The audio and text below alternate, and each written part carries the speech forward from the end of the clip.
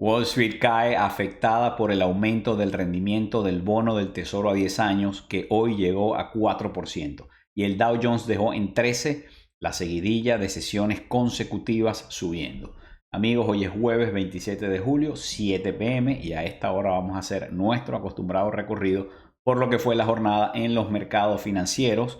Y quiero comenzar con esto. Reuters dice Wall Street baja afectada por los retornos y el Dow rompe su racha ganadora, la racha más larga desde 1987, 35 años atrás. Y dice Bloomberg que el retorno del bono, el rendimiento del bono a 10 años llegó a 4%. Y también se refiere al Banco de Japón, que está por tomar también decisiones y pareciera que va a dejar que aumenten los rendimientos de los bonos del gobierno japonés, y eso tendría repercusiones para el dólar, para los bonos norteamericanos y para probablemente la economía global. Bien, F dice Wall Street cierra en rojo y el Dow rompe su racha histórica de 13 días de subidas. Y el economista dice el Dow Jones se viene abajo y frustra el mayor rally de su historia. Wall Street Journal dice se acaba la racha del Dow y las acciones retroceden. Y ahí vemos, este es un gráfico de 3 días en donde vemos los índices. Hoy el mercado abrió al alza, hoy es la primera jornada después de la última subida de tasas de ayer.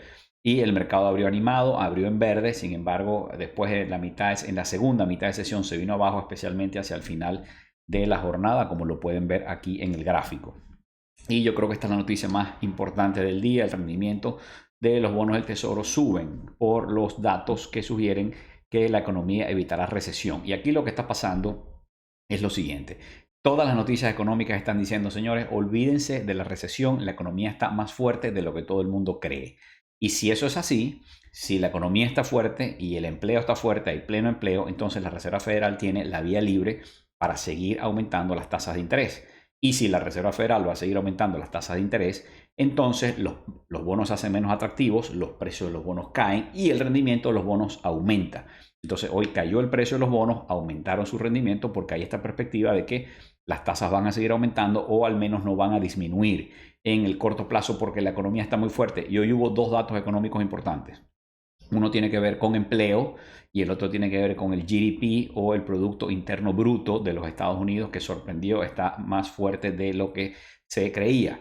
Entonces ya vamos a ver esos datos económicos, pero primero el protagonista de la sesión de hoy, que es este que está aquí, el bono del Tesoro a 10 años, hoy en 4%, y en este gráfico pueden ver lo que ha sido el rendimiento del bono del Tesoro en los últimos 5 años. Fíjense que pre-pandemia, por ahí en el 2019 estaba alrededor de 3%, es decir, el bono del Tesoro a 10 años rendía entre 2,5%, 3%, un poquito más, un poquito menos. Y esa es la tasa que utilizaban los agentes económicos como tasa de largo plazo. ¿Cuál es la tasa de interés de largo plazo? La del bono a 10 años, 3%. Esa es la que utilizan los operadores financieros, los analistas financieros cuando están tratando de valorar una compañía, cuando tienen que descontar flujos de caja futuros en una inversión para traerlas a valor presente neto. Esa es la tasa referencial. Entonces estaba por ahí alrededor de 3, 2,5, 3, 3, un cuarto. Después vino la pandemia y como ustedes ven allí, se los puse en amarillo, el rendimiento de todos los bonos se vino abajo, la Reserva Federal llevó las tasas de interés hasta cero, todos los bonos cayeron y el bono a 10 años llegó, como vemos aquí, a un nivel de entre 0,5 y 1%. Y desde allí lo que ha hecho es subir, subir, subir, subir y hoy está en 4%, un nivel que es alto, relativamente alto comparado con lo que ha sido el rendimiento, el rango que ha tenido ese bono en los últimos 10 o 20 años. Y fíjense, los datos económicos que tuvimos hoy. Hoy hubo initial claims de jobless, que es básicamente cuando la gente pierde su trabajo, pide que le den un beneficio, lo que llamamos en nuestro país el seguro de paro forzoso. Y se esperaba que, vamos a ver, hoy hubo 221,000, se esperaban 221,000, no tengo el número aquí, pero en el gráfico lo que podemos ver es que, aquí está, ok. Fíjense, el número que se esperaba era 230,000, sin embargo, el número real fue 221,000, es decir, menos personas de las que se esperaba y dieron esa ayuda, ese subsidio por desempleo. Eso quiere decir que menos personas están perdiendo su empleo de las que se esperaban. En el gráfico, ustedes pueden ver ese número y ver que la tendencia de las últimas 2 semanas es en bajada violenta. Y al final del día, como dice muy bien aquí Jim Bianco, esto no parece un mercado que está a punto de ir a recesión, una economía débil, sino que es un mercado laboral que está muy fuerte, absolutamente fuerte. Entonces, este es uno de los datos que tuvimos hoy que animó a los inversionistas en el sentido de que aleja las posibilidades de recesión y de entender que la economía está muy fuerte. Aquí está el otro, el Wall Street Journal dice que el crecimiento económico de los Estados Unidos se acelera y dice que la economía se expandió a una tasa anual de 2.4% en el segundo trimestre del año.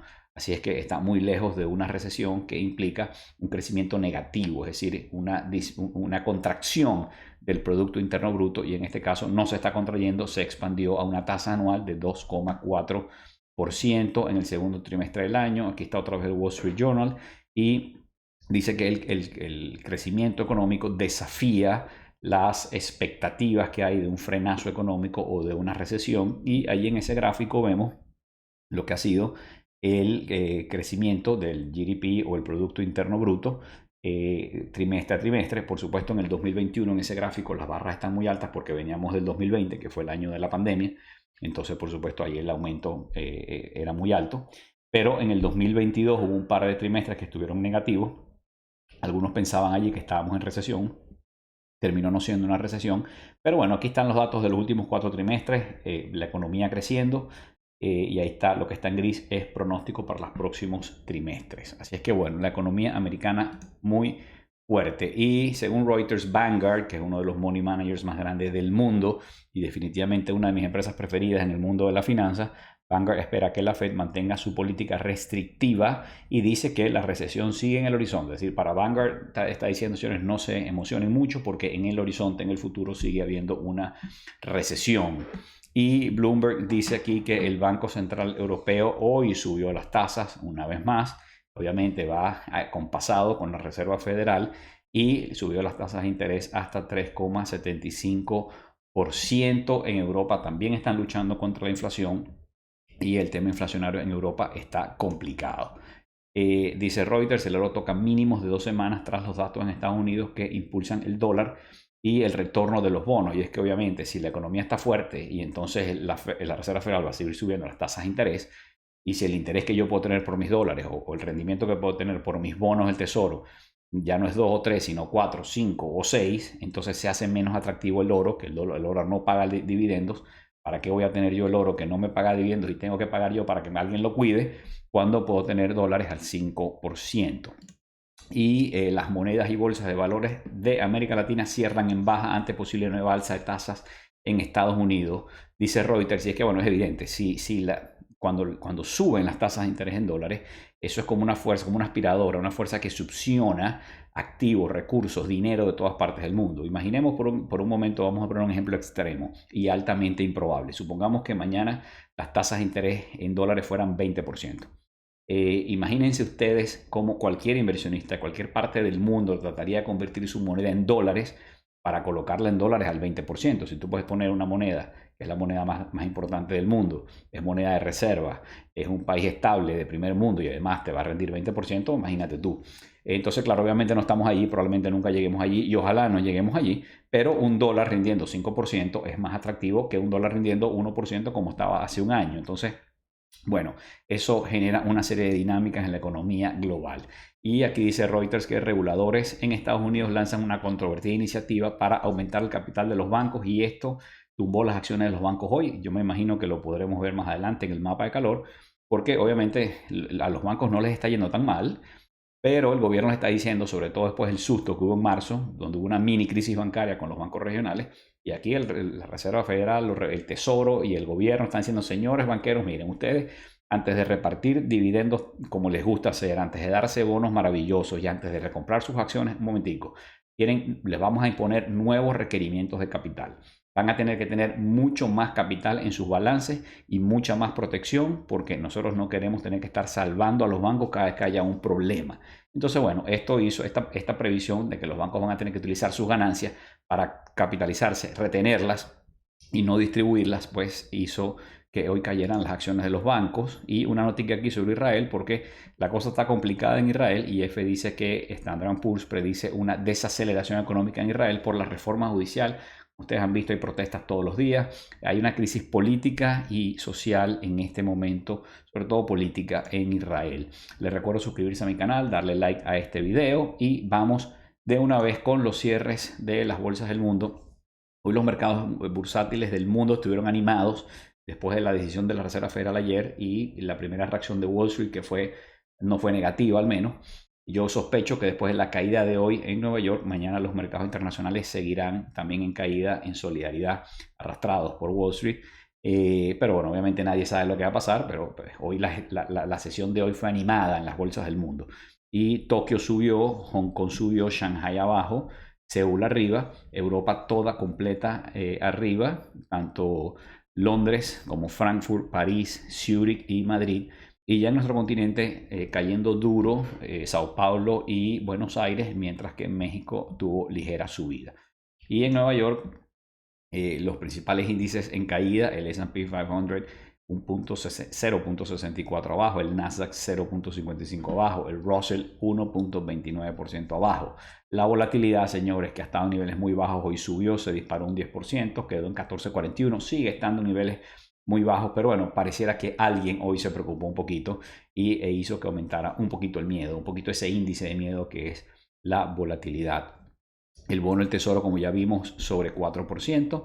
El índice del dólar, el dólar frente a las demás monedas, se aumentó su valor y de nuevo, cuando las tasas de interés aumentan en dólares, pues el dólar se hace más atractivo, está recuperándose del punto más bajo que había llegado hace poco.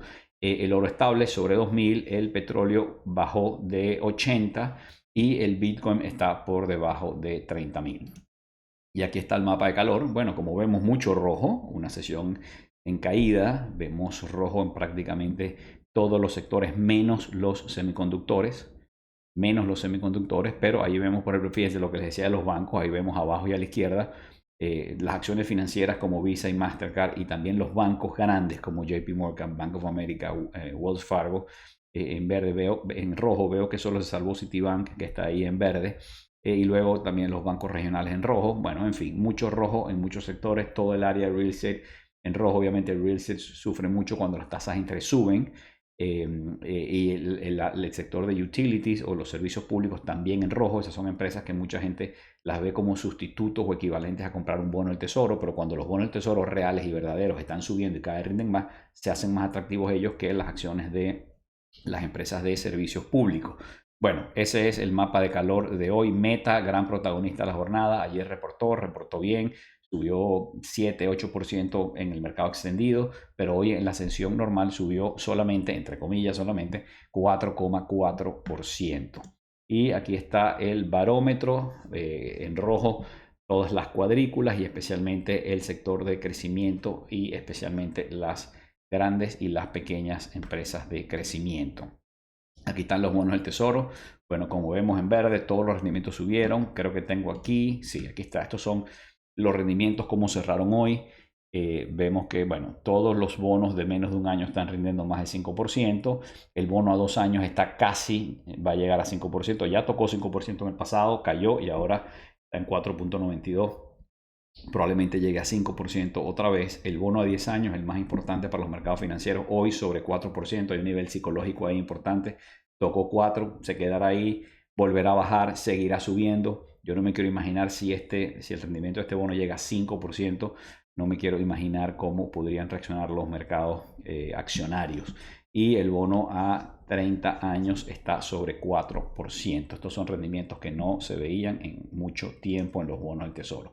Hoy hubo varias empresas que reportaron. Intel es una que dijo que perdió 1.277 millones en lo que va de año, pero vuelve a los beneficios trimestrales. Es decir, una noticia mixta. Dice, estamos perdiendo, pero últimamente ganando o vamos a ganar. Dice Reuters que Intel prevé ganancias en el tercer trimestre por encima de lo estimado. Bueno, veamos, yo perdí la fe en Intel hace mucho tiempo. Una empresa que desvió su norte, se confundió estratégicamente y perdió el liderazgo que tenía alguna vez en materia de chips y semiconductores. Por los beneficios se situaron en 3.6 mil millones en el primer semestre y ya vamos a ver cómo reaccionó el mercado. Aquí están 3 empresas que reportaron hoy resultados.